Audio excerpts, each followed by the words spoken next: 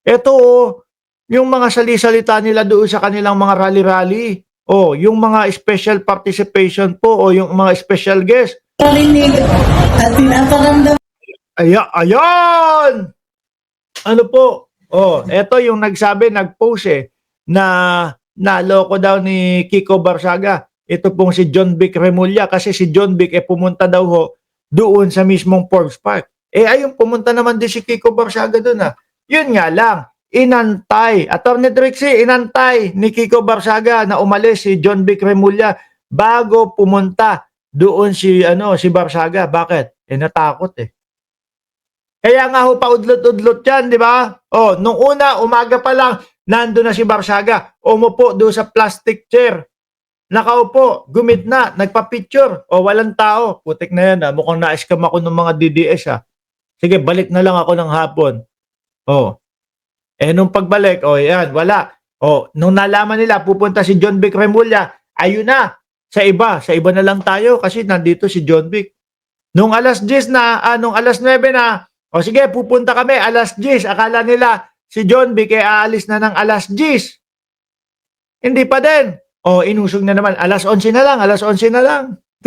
Tapos ang post ni Boy Saltek, hindi daw nagpakita yung Remulla. Sandali, hugutin ko yun. Baka sabihin nyo kasi, is fake news yung sinasabi kong hindi nagpakita o hindi lumabas si Remulla Ayoko nang nasasabi. Eto, hindi lumabas si Remulla. Sabi ni Barsaga. Ayan, alisin ko muna saglit yan. Ipakita ko sa inyo yan. Biglang hindi na lumabas si Remulla. Natakot daw, mga kababayan. Samantalang inaantay siya doon. Balik natin si Trixie. Trixie, magsalita ka na. Sabihin mo na kung ano gusto mong gawin. pigilan, pinaparinig Sabi ni Mood Covers, sino si Boy Saltik? Meron pa bang iba? Ikaw naman, madam. Game! Trixie, banat! tayo pwedeng pigilan, pinaparinig at pinaparamdam nila sa atin na Marcos resign! Mga kababayan, yun na yata yung pinakawalang kagana-gana na narinig ko na Marcos resign. Wala ba? Hiramin nyo kaya si Boy Lighter. Si Boy Lighter. Baka hindi nyo pa din kilala si Boy Lighter. Si Boy Lighter, yung sumigaw ng sindihan na yung mga lighter at pupunta na doon sa Menjola. Diba? Ulit nga. Walang kabuhay-buhay. Ipinaparamdam sa inyo na Tayo pwedeng pigilan, pinaparinig at pinaparamdam nila sa atin na Marcos resign! malambot, mahina talaga. Siguro kakaunti yung tao na nasa harap niya kaya mahina ang sigaw. Marcos resign, di ba? Sunny shiny. Marcos resign! Habang naging Dalawa lang po yan.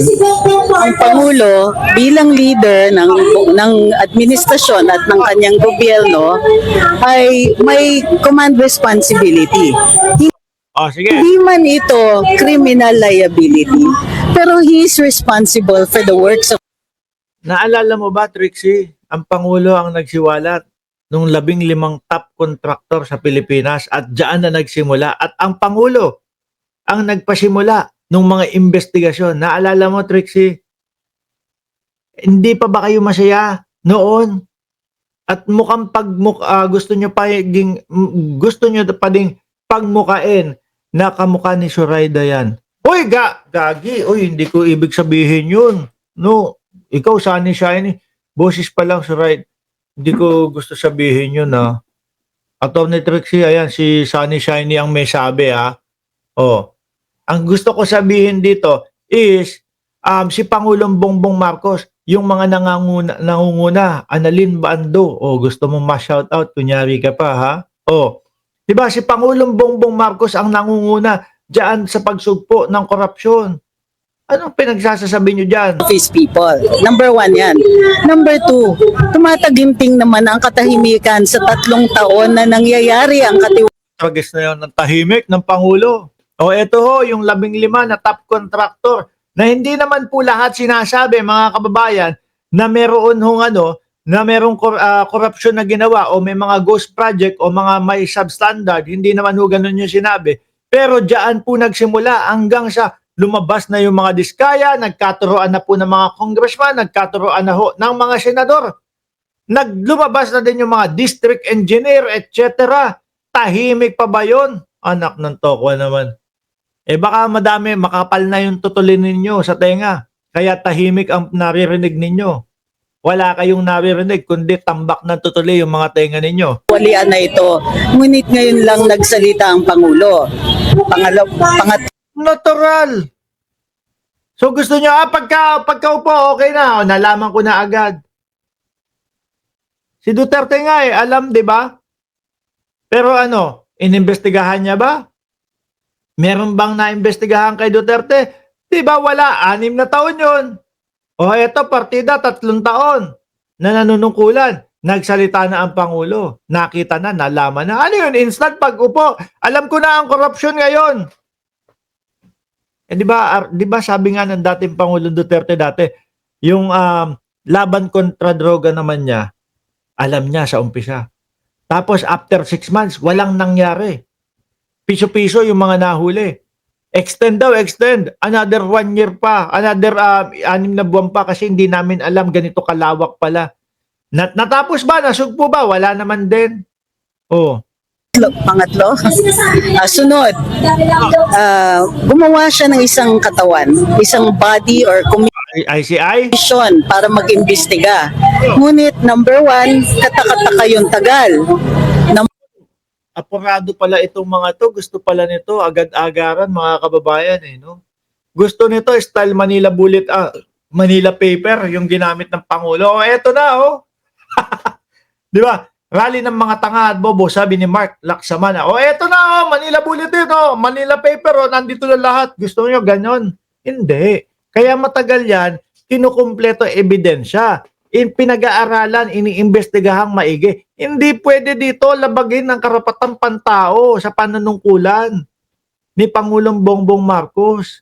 Ayaw namin o ayaw ng Pangulo o ng administrasyon na magpakulong nang wala namang kinalaman. Hindi pwede yun. Buhay na buhay ang karapatang pantao sa administrasyon ni Bongbong Marcos. Ayaw namin nung hula-hulaan lang nung kagayang nung kay Duterte. Di ba, Jerbs? Levy, Number 2, kumuha kayo ng pinakamagaling na investigador o isa sa pinakamagaling na investigador sa Si Magalong. Sandali lang baka si Magalong ang sinasabi mo, hindi yun. Taga ano lang daw yun. Taga, kumbaga, advisor lang daw, hindi naman investigador. Si Magalong ba yun? PNP. Sinama ninyo dyan sa investigative committee na yan. Pero sinabihan nyo siya, huwag kang mag-imbestiga. Diba? Kasi nakakaduda po yung mga ganyang klaseng galaw. Ano yun? Kumuha ng pinakamagaling tapos huwag mag-imbestiga? Meron po bang ganun, mga kababayan? Parang, ano yun? Sandali lang. Bakit ganun?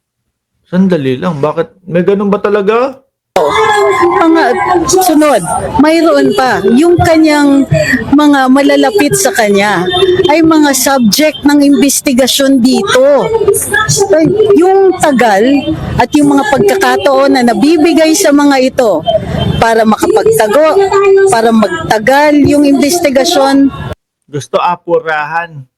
Sanay doon sa sa Duterte style Si Trixie pine-pressure na ng mga Chinese handler niya, sabi ni Obi-Wan Osias.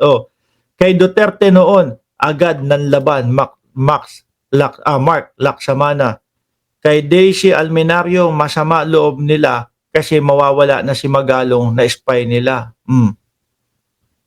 Malon Ramos, shout out sa iyo. Listening here. Tsaka paunti ng paunti itong mga ito. Para posibleng makatakas ay lumalaki ng lumalaki at nagkukos din ng pagdududa sa taong bayan. So you are either involved in it directly. Tapos yung senador pa nila hindi pa makaporma sa ICI, no? Kasi walang makuhang impormasyon. Hindi niya ngayon mapagtanggol yung mga diskaya. Di ba? Hindi niya maipagtanggol yung mga diskaya.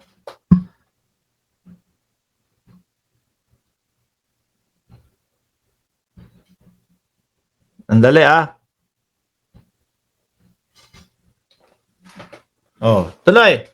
Or you are involved in it by negligence. Sabi ni Mark Estacador, di naman magaling si Magalong. Sabi nga ni Coach Jarrett, ang anong investigasyon niya sa SAP 44 report lang binigay sa investigasyon. Hindi, tingin ko maramdamin yung matanda, no? Nung nasali na yung 110 million na tennis court, nagtampo na. Ayaw na. Alisin ka na namin, Trixie, kung ano-ano sinasabi mo dyan. No? Ngayon, pupunta na kami dito sa Masmay, Kabuluhan. Wala pong iba, mga kababayan. Kung hindi, sino? Meow meow.